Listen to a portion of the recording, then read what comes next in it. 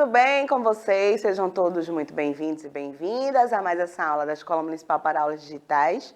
Eu sou a professora Carolina e estamos aqui sempre juntos nas aulas de ciências, não é verdade? Pois é, pessoal. Então, hoje a gente vai dar continuidade aqui ao nosso conteúdo de ciências, né? Falando sobre luz, cores, sombras. Olha que legal. Pois é.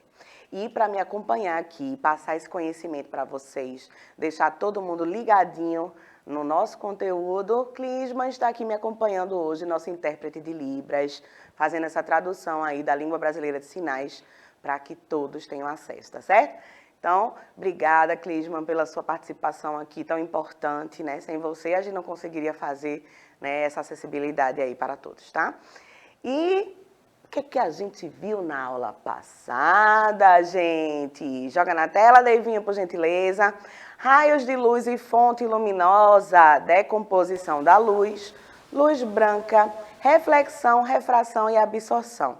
Olha só como essa aula anterior foi importante para dar base para o que a gente vai ver hoje, tá, gente? Então, é importante que se você não teve acesso à aula passada, vai lá no YouTube, procura essa aula e dá uma olhadinha, tá certo? Que é importante porque ela é base para essa aula de hoje de luz e cores. Hoje, professora, luz e cores, pois é, porque a gente começou a dar uma basinha sobre luz, fontes luminosas, né? Então é importante que você tenha acesso a essa aula, assista ela primeiro e depois você assiste essa, tá certo? Então, fica aí com a gente, né? Tem o QR Code, né? Devinho colocou aí pra gente o QR Code, tá certo? Se você quiser acessar essa aula diretamente lá, tá bom? Então vai lá na Educa Recife, acessa as aulas. Tem não só aulas de ciências, mas de todas as disciplinas aí para vocês se divertirem aprendendo, tá bom? Então, é isso. Vamos lá, vamos começar a nossa aula de hoje, né? Já vou aqui começar chamando a professora Isabel, que está aqui conosco. Olá, prof. Olá, Carol. Olá, alunos e alunas. Sejam todos bem-vindos. Eu já estou aqui, Carol, aposto, né? Dando uma olhada nesse chat, conversando com nossos alunos e acontecer aqui alguma coisa bem importante, eu vou pedir aí uma paradinha para a gente poder comentar, não é? E a aula de hoje, gente, está colorida. Podemos dizer assim, Carol? Pode dizer isso mesmo, viu, prof? Dependendo da intensidade, né? A gente já viu na última aula que dependendo da intensidade das cores, a gente vai ter uma sensação visual de branco, né? Mas as cores primárias de luz, nós já aprendemos que são vermelho, azul e verde. Olha um olho humano aí, né? Já para representar o nosso olho, né? E a sensação que é recebida por ele, né? Nosso olho, gente, tem receptores aí que vão captar essas cores e o nosso cérebro, ele vai fazer o quê? Ele vai transformar essa informação e passar para a gente essa sensação de colorido, tá certo? Então, a gente sabe que se a gente olhar um arco-íris, né? Ô, professora, você disse que todas as cores do arco-íris juntas vão formar branco, né? Pois é, a sensação de luz, né? A mistura de todas as cores ali formam essa cor, essa sensação visual de branco, né? E as cores primárias são essas três aí. E a intensidade de cada cor primária vai fazer com que a gente enxergue outras cores, tá certo? Isso é importante da gente saber, tá? Então, seguindo aqui, nas cores primárias de luz, gente, a gente sabe que se a gente misturar, por exemplo, vermelho e verde, a sensação vai ser de amarelo. Então, dependendo da intensidade do vermelho e do verde, o que a gente vai enxergar é amarelo, tá? Vermelho e azul, né? Vermelho e azul, que são cores primárias de luz. Presta atenção no que eu estou dizendo, hein? Porque depois a gente vai ver uma modificação aí e vocês vão ficar, como assim, prof? Pois é. Então, as cores primárias de luz, vermelha e azul, formam essa sensação de magenta, né? Magenta, esse rosa bem bonito aí, tá? E verde e azul, a sensação vai ser de ciano, que é outro tom de azul, né? Um azul mais vibrante, assim, mais claro, né? Um azul bem bonito também. Então, essas três misturas que a gente está vendo aí vão nos dar sensações diferentes, né? De cores diferentes, tá bom? Bem legal, né? Então, amarelo, magenta e ciano vão sair dessa mistura aí das cores primárias de luz, tá? Joia. Então, gente, como eu falei para vocês, né? Essa mistura de cores, quando a gente varia, né? A intensidade delas, é um vermelho mais escuro, é um azul mais claro, um verde mediano e tudo mais, a gente começa, né, a ver cores diferentes. E aí, essas muitas cores diferentes, quando estão unidas, nos dão a sensação de branco, né? Mas aí, olha só, professora Isabel, vamos acompanhar, né, esse esqueminha que tá aí de cores. Então, a gente vê as 3 cores primárias, vermelho, azul e verde. Aí, prof, a gente tá vendo, ó, azul com vermelho, o magenta ali representado, né? Aquele rosa bem bonito. O vermelho e o verde, o amarelo. O azul e verde, aquele azul mais claro, né, que é chamado de ciano. E todas essas cores juntas, o branco. Beleza, até aí tá tudo certo, né? Mas quando a gente vai para a TV, por exemplo, como é que se dá essa mistura, né? A gente tá aqui na TV para vocês, né? Depois passamos aí para a plataforma do YouTube, né? E todo mundo consegue ver a gente através ou de um celular, ou de um tablet, ou de um computador, né? Todos eles têm aquela tela. E essa tela, ela vai refletir, vai mostrar pra gente, né, quais são as cores que estão ali naquele ambiente. Então, como é que isso acontece? Você tem alguma ideia, prof, de como isso acontece? Ah, professora Carol, eu acredito que aí a gente vai ver uma mágica das cores, né? Aí a gente assim, professora, e não é aula de ciência, como é que tá falando de mágica? A questão aí que a gente vê, eu creio que muitos dos nossos alunos, Carol, ficam perguntando, né? Como é que a gente consegue identificar? Como é que essa tela, que poder essa tela tem para poder juntar esses pedacinhos que a gente começar a observar, são pequenos pedacinhos, como se fossem células. E à medida que elas se juntam, que vocês vão ver essa imagem completa, né? Mas aí a gente vai ter que ver que o homem, né? E o seu conhecimento, e os testes, e as experiências, e o conhecimento anterior, né? E essa questão de ir à frente, de ir além, o homem consegue apresentar isso para a gente. Então, a natureza tem a sua perfeição, mas a capacidade humana também tem vamos dizer, uma capacidade de representar, né, essa questão aí para a gente através dessas telas. E quando a gente pensa que na aula passada a gente falou que Newton descobriu, né, essa coisa toda, o prisma, né, gente? Quando a luz natural passa pelo prisma, decompõe aquelas cores todas. E o ser humano trazer isso numa tecnologia... Pois é, e quando ele diz que a mistura, né, acho que foi o maior impacto da nossa aula passada, Carol, foi quando você falou, né, para todos nós aqui, que a mistura de todas as cores vai dar o branco. Que eu acredito que alguns alunos, se fizéssemos a pergunta, eles iam dizer que era preto. Eu também. Eu acho que seria essa a resposta natural, né?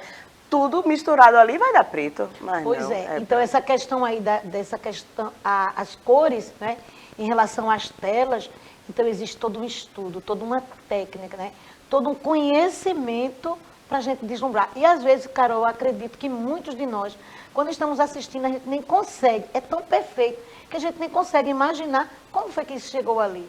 Exatamente, né? Tem um conhecimento aí de o conhecimento tecnológico, né, por trás de tudo isso, né? O estudo prévio de várias pessoas, né, professor, para desenvolver uma tecnologia dessa que hoje é tão comum para a gente, mas quando ela surgiu era uma coisa assim, né? Inclusive a TV surgiu em preto e branco, né? Pois é, eu nem vou dizer, viu, minha gente, que as primeiras imagens que eu assisti na TV, na minha casa, né?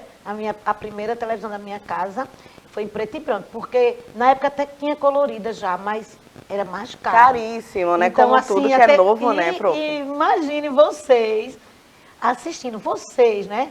Os nossos alunos contemporâneos assistindo alguma coisa em preto e branco.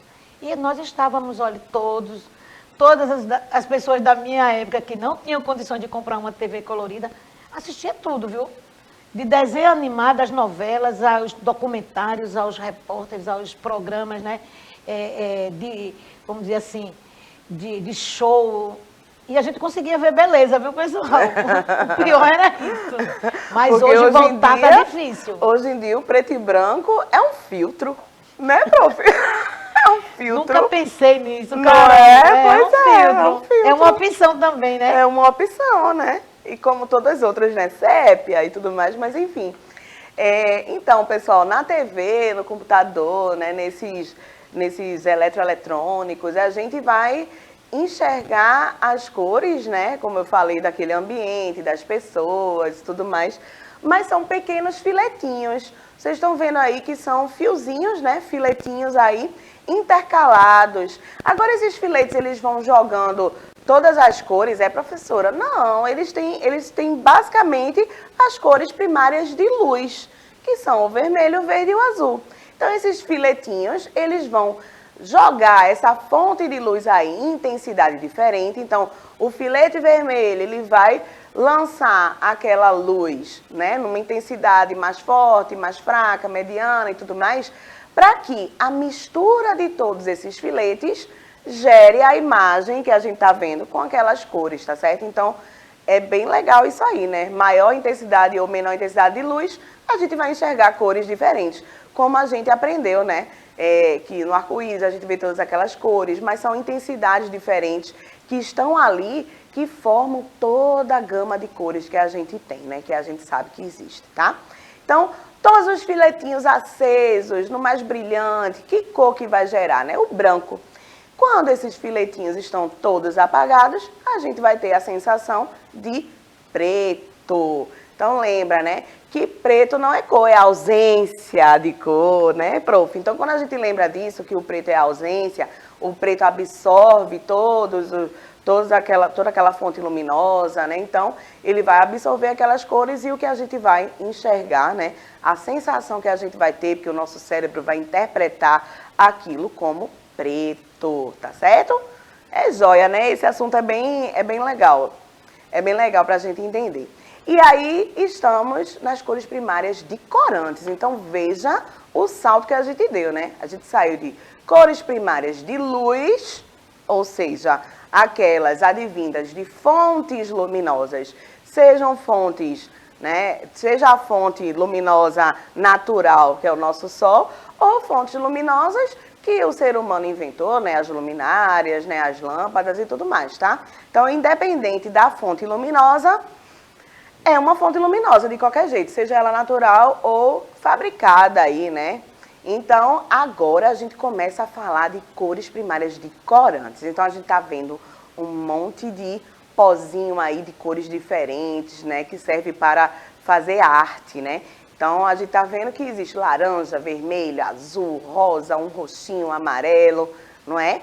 Pois é. Mas, pessoal, veja só. Vocês sabiam que se a gente juntar essas cores, ó, vermelho, azul e verde, que são as três cores primárias de luz, a gente vai ter o marrom. E aí, professora Isabel? Eu acabei de dizer, né, a gente, né, prof? A gente acabou de falar que quando se juntam essas três cores primárias de luz, a sensação visual é de branco. E agora a gente tá vindo com essa história de marrom. Pois e é. aí, que mistério é esse? Eu coloquei aqui, Carol, no chat para os alunos, né, falando assim, a questão de como foi fantástico eles conhecerem como é que são projetados, né, as imagens e as cores nas telas. E agora eu estou falando dos corantes, né, porque é interessante do corante é que o homem agora ele pode tirar da natureza, né, uma infinidade de matéria-prima e ter esses, vamos dizer assim, essas opções de cores. Né, professora, essas cores pois todas, é, né? E a gente não tem, às vezes, todas as cores, e aí tem esse conhecimento também de misturar algumas cores para adquirir outras. Então, essa aí é a questão muito bem aplicada, né, nos artistas plásticos, nos pintores, né? E eu acredito que muitos dos nossos alunos também, que gostam, né, de mexer com tinta, que gostam de desenhar, de colorir. Agora, Carol, o que é que a gente vai dizer para os nossos alunos? Que antes, né, a gente estava dando uma informação, mas quando a gente está falando de corante, já mudou. Pois né? é. Eles não podem esquecer que agora a gente está falando de corante, a gente está usando agora, né, um outro tipo de exemplo, e que a gente vai ter resultado diferente. Exatamente, professora. Então, essa história que eu e a professora Isabel estávamos falando aqui, que se a gente misturasse as cores, todos nós pensaríamos, vai dar preto, né? Por que que a gente tem essa sensação? Eu acho que é porque desde criança a gente mexe com tintas, né? E aquilo ali são corantes, não são não são provenientes de fontes de luz, entendeu? Então, a gente estava falando aqui de 3 cores primárias de luz, ou seja, aquelas advindas de fontes luminosas. Agora, a gente está falando das cores primárias de corantes. Então, foram fabricados, né, esses corantes, como a professora Isabel, utiliza-se muito da matéria-prima, né, obtida na nossa natureza para se produzir esses corantes. Então, por isso que se a gente pegar tinta, né, lápis de cor, lápis de cera, juntar essas 3 cores, a gente vai olhar, enxergar o marrom, né? Nosso cérebro vai interpretar assim, tá?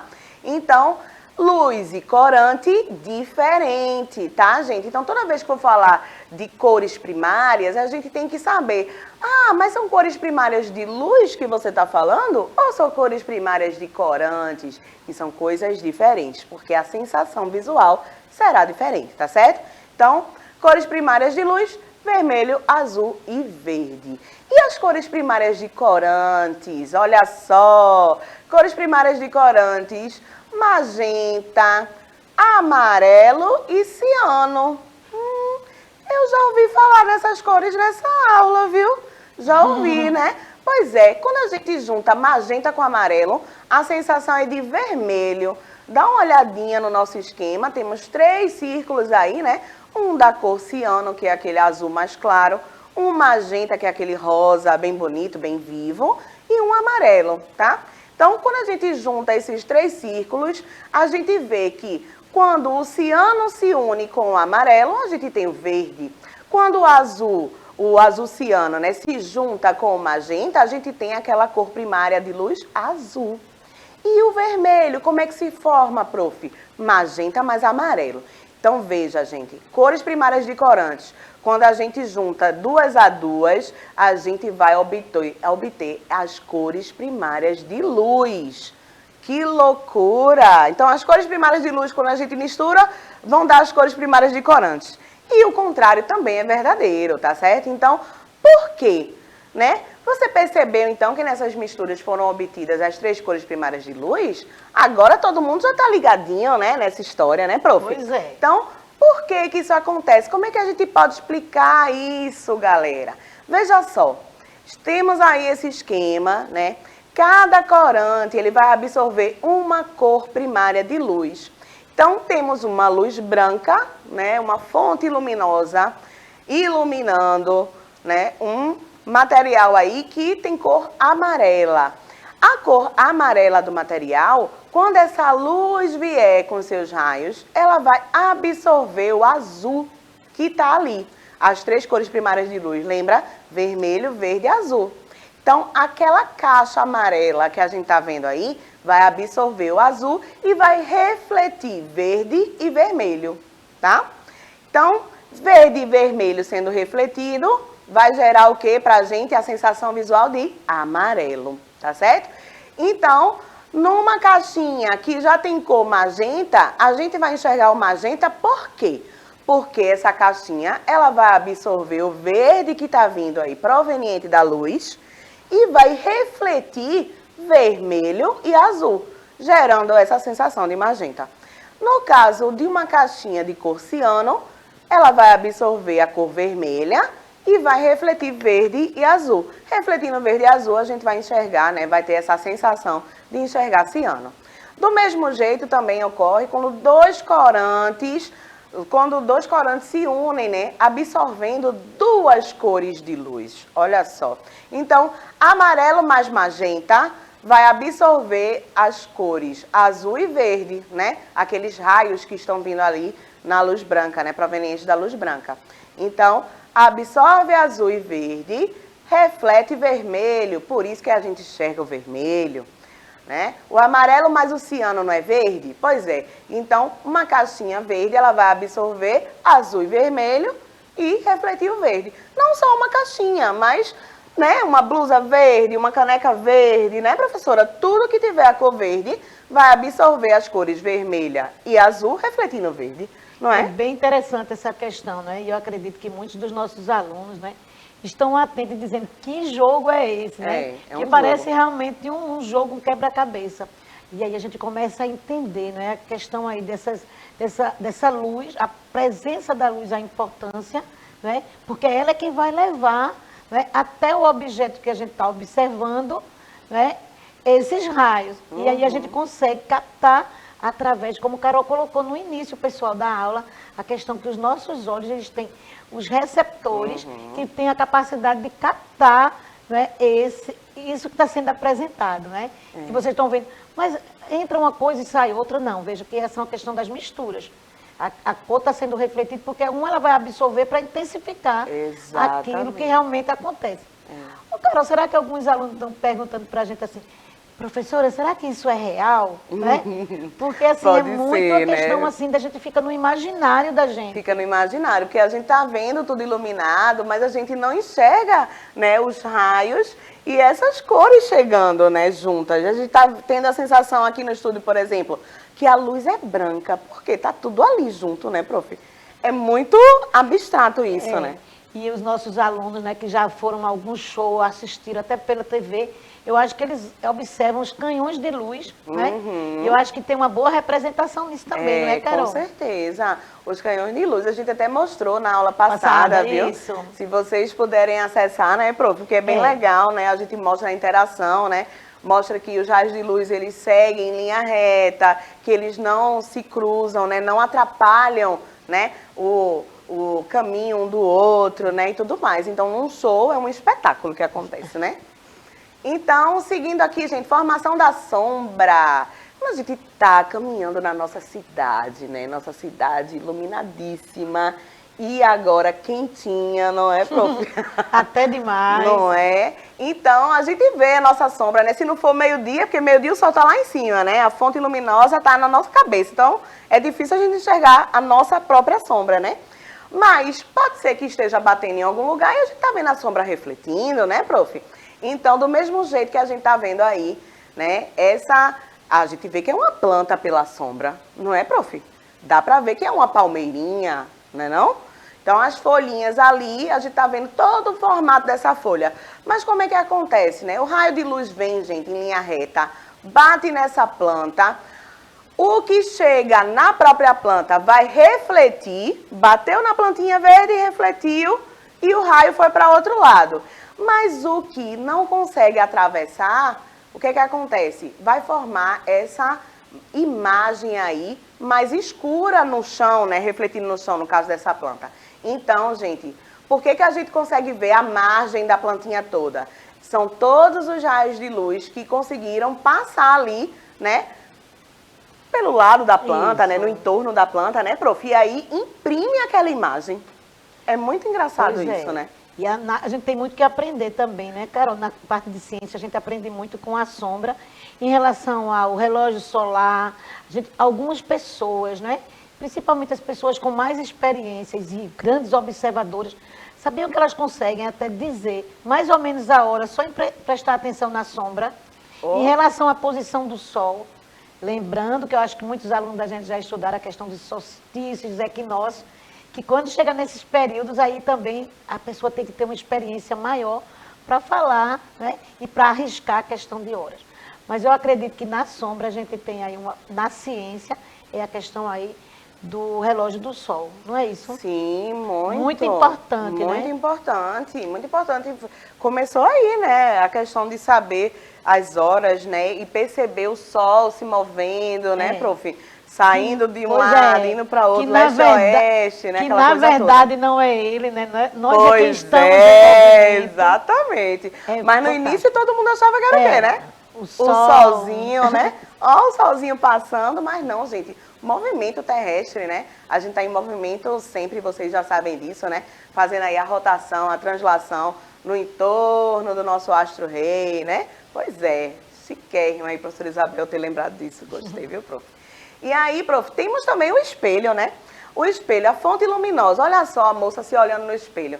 A gente tá lá, né, se produzindo, né? As meninas gostam muito de se produzir, os meninos também, né, prof? Então, a gente chega lá na frente do espelho, parece que a gente tá dentro do espelho se vendo, né? Mas tudo isso é proveniente de quê? Da luz que chega até o nosso corpo, né? reflete, tá certo? A gente nem percebe, né, a reflexão ali na superfície e a sensação é de que a gente está saindo de dentro do espelho. Pois É muito louco isso, né?